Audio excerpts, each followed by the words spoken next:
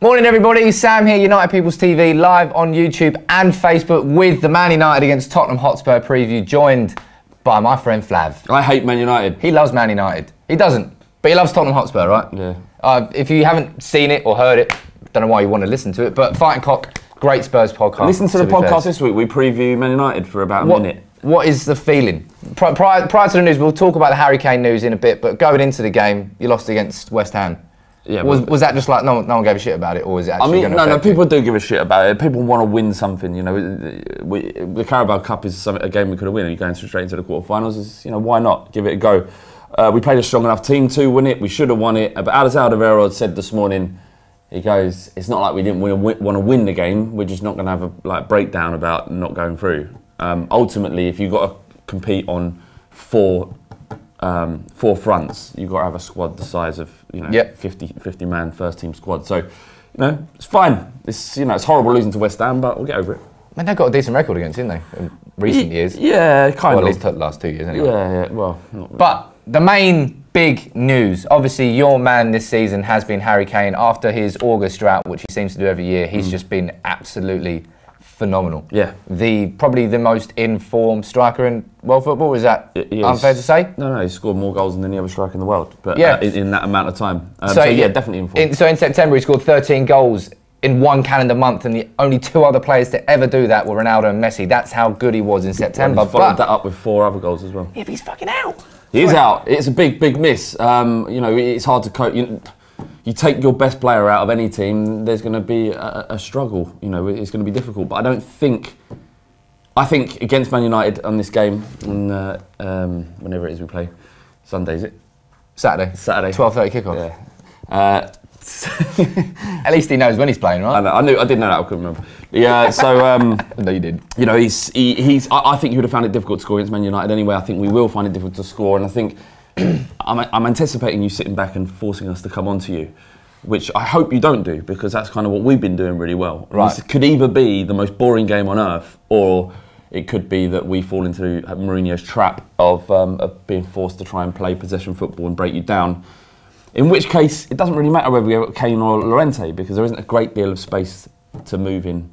But if I had a choice, obviously Kane would be in there. But it's a shame. We just got to adapt. Yeah, you have got to adapt. I mean, Harry Kane, I think he's only scored against us once, and that was last year in your last game at White Hart Lane. Prior to that, he's always drawn a blank, but I think Lukaku did the same thing. So that really doesn't mean anything. I don't think you have a bop against certain teams, or he did. No, it's just it's a coincidence that he hasn't scored against. Well, coincidence happens once. Well, we can argue about this. No, we're not. But anyway, Harry Kane's out, and I think you're completely right. I don't know. Let me know in the comments now, how do you expect Manchester United to set up against Tottenham Hotspur? Because for me, they're the second best footballing team in the Premier League now, behind Man City. I don't think we're as good as a team as Spurs are at the moment. Say Chelsea last season, when they came to Old Trafford, Man United, we weren't in the best of form. Chelsea were obviously on the way to winning the league. Yeah. We set up in a 3-5-2, played Lingard and Rashford up front, and it was probably our best performance of the season at home. Beat them 2-0, I think. We could do that against you. And you will obviously play with your 3 at the back. You will play with your wing backs quite high up the pitch. So we've got Rashford in form, Martial's in form, Lukaku hasn't scored in the last couple of games, but he's been good this season. If you do play high up, and we do play properly on the counter-attack, because for me, counter-attacking football is my favourite style of football, when it's executed properly. Problem is that United have been limp going forward against Liverpool and Huddersfield, our last 2 Premier League games, draw away at Anfield, and that shock defeat away at Huddersfield. Yeah. We need a win. I think if you come out and attack Tottenham, I think it'd be a mistake. Even without Kane, Real Madrid tried to do it. Liverpool tried, and you saw what happened. I'm not saying that Liverpool's defences are anywhere near as good as Man United's. It's not, but the fact is, it's probably not the best tactic. We've got incredibly fast defenders, and with wing backs in Aurier and Rose, if they both start, are probably some of the best in the league.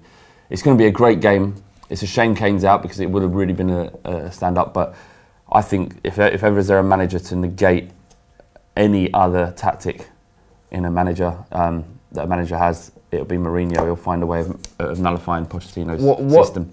What should we expect Spurs to do then? Do you always have just like one default style of play that doesn't matter who you're playing against? Yeah. You do it. You have that same style of football. No, depends who we play against. We swap. So if we're playing a team that we know are going to come on this season, we played in the counter attack. You know, Dortmund did it, Real Madrid did it, right. Liverpool did it, and we haven't lost one of those games. It's a bit more difficult when a team is a bit more pragmatic about it, which I anticipate United to be. Mm-hmm. So it may be that we play 4 at the back and push more in forward and hope of breaking you down. When we play 3 at the back, it tends to be more counter-attacking. So we'll see. Every time he's had the choice, though, we've had the options available. He's played 3 at the back. I'd be surprised if he didn't play 3 at the back. You've been the instigators of 3 at the back, and you've really stuck to it. And I think Conte was the first. Well, actually, Brendan Rodgers was the first person to really do it in English football, but Pochettino's really taken it. Yeah, that's what I mean. Others have used it. Conte is probably the best example for somebody who used it a lot previously when he came to England, and it was when he made that switch for Chelsea last season. 2-3 at the back is when Chelsea started to actually shine. But in terms of team news for Manchester United going into the game, I don't think Paul Pogba is going to be back in time. He's just returned to Carrington. He's been out for a while now. I think he's going to hopefully come back for the Chelsea game away November the 5th. Which is obviously decent, but Man United in midfield, we've been struggling the last few games because Matic and Herrera have been pretty slow together. How's your midfield looking at the moment? You've got who's going to start in your midfield anyway? It'd probably be Winks and Dyer. Dembele's been injured, so he hasn't come in, but Winks has had an incredible start to the season. Again, keep talking about these games, but more than held his own in Madrid and against Liverpool. He's a class act. I can't speak highly of him enough. I'm more excited about him than I was Harry Kane when he came out. Really? Genuinely a really fantastic midfielder we've got there. So it'll probably be Winks and it'll probably be Dyer in that midfield. Wanyama's missing and Dembele's missing as well, which are probably our first starting two. So both of those would have started if they were fit? Yeah, but they haven't played all season, so who knows? Oh, really? Yeah, pretty much. So your midfield is just as makeshift as Man United's midfield is? Well, on paper it's makeshift, but Dyer and Winks have been playing together throughout this season, so it's been going well. Okay, so we've got Eric Bailly. I don't think he's going to be ready to return now. Marcus Rojo hasn't played at all this season. So our defence against Huddersfield, Phil Jones went off after 25 minutes and Victor Lindelof came on and made 2 bad mistakes. He's had a really shockingly poor start to his Man United career. He's the one that's 30 million. Yeah, 30 million from Benfica. Was he raw talent or is he? The raw talent is clearly why he was signed. The scouts have watched him all year and Mourinho doesn't normally fuck up on signing centre-backs. It's the one position where he nails it. And it's been a slow start to him, but Vidic, Evra, De Gea, 3 players who had very poor starts at Man United, but went on to become fantastic players. So no one's writing him off. But so we went 3 at the back against, was it Huddersfield? No, I think it was Swansea. But we have used 3 at the back away against CSK Moscow as well. We've done it at certain points this season. As I said, it depends how Man United set up. But if we are going to come out and play football against Spurs, we're going to do it at home. We won't do that at Wembley. If we come at Wembley, we're going to try and play like Liverpool did and hopefully not lose 4-1. But how confident are you that you can get a result without Kane? Or is it you literally feel that Tottenham Hotspur relies on Kane at the moment to take you through? Well, of course you have to rely on your best players because what's the point of being there if you don't rely on them? Yeah. But I guess your question is, can we compete without him? And the answer is yeah. Last season, Man City were playing. They'd won 10 games on the bounce in the Premier League, and Kane was out injured, and we beat them 2-0 at White Hart Lane, and we're a better team this year than we were last year. So I think. So far, I think, I'm confident we can go up to Man United and get a result, but I wouldn't be surprised if we drew or Man United nicked it, because but ultimately it's 2 very good teams in the Premier League going at it, and anything can happen in that instance. We've been excellent away from home, won every game away.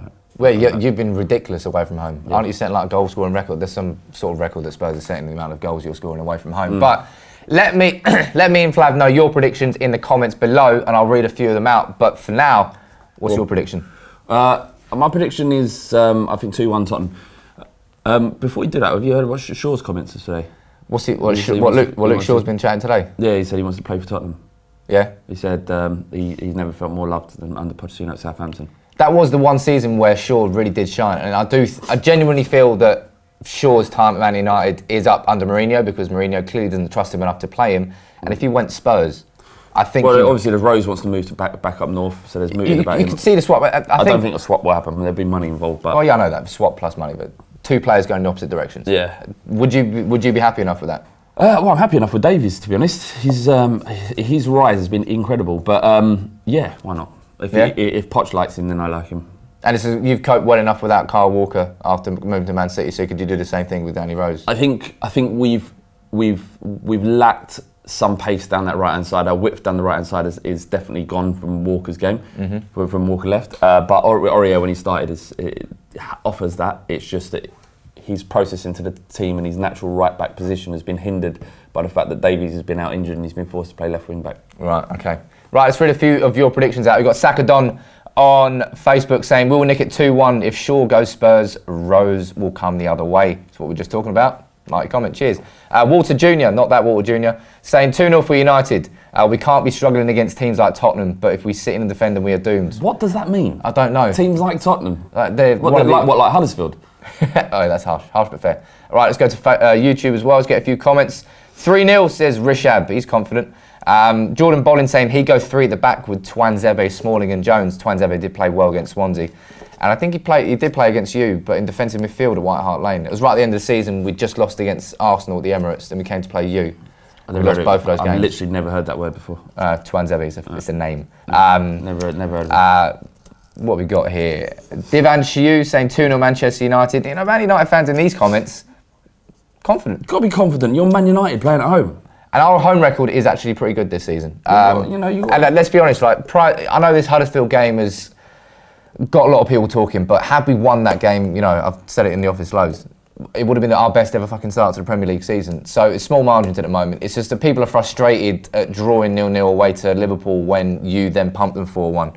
Because they're thinking, why are Man United not going to attack just like Tottenham did? Look, why didn't we expose their defensive weaknesses? It's not that simple. It isn't that simple at all. It's, you know, you got to play best on the personnel you have, the tactics that you've been working on throughout the week. It's not just about going out and being attacking. That's why football fans typically don't know nothing. You know. Well, I think we can both. I claim to know nothing at all about football compared to Pochettino. If they think it's the right thing going in.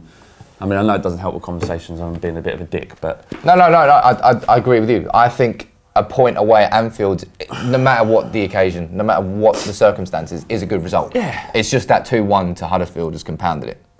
Yeah, but you know, you'll get over it. Yeah, we will get over it. It's one loss. I still think Man United will win the league. I hope Tottenham do, and Man City look great, but I think Man United will still do it. Well, fingers crossed you're right. My prediction for the game, I'm going for a score draw. I think it's going to be 1-1. I think it won't be first on match of the day. I don't know where it'll be a match of the day, but I just don't expect Matt Mourinho to come out and play football properly, even at home against Tottenham Hotspur, second best team in the league as far as I'm concerned. Yeah, and I kind of hope that Poch doesn't get forced into playing like on the front foot, because I'd rather play on the counter attack, but it's about who makes that gamble. Thank you very much for joining me, mate. Good luck this weekend-ish. Thank you all for your comments watching live on YouTube and Facebook. If you're new to either channel, drop a like on the Facebook page or drop a like on this video on YouTube and subscribe to United People's TV. If you're new, we'll see you soon. Take it easy. Good feelings all round. Good feelings all round. Dig.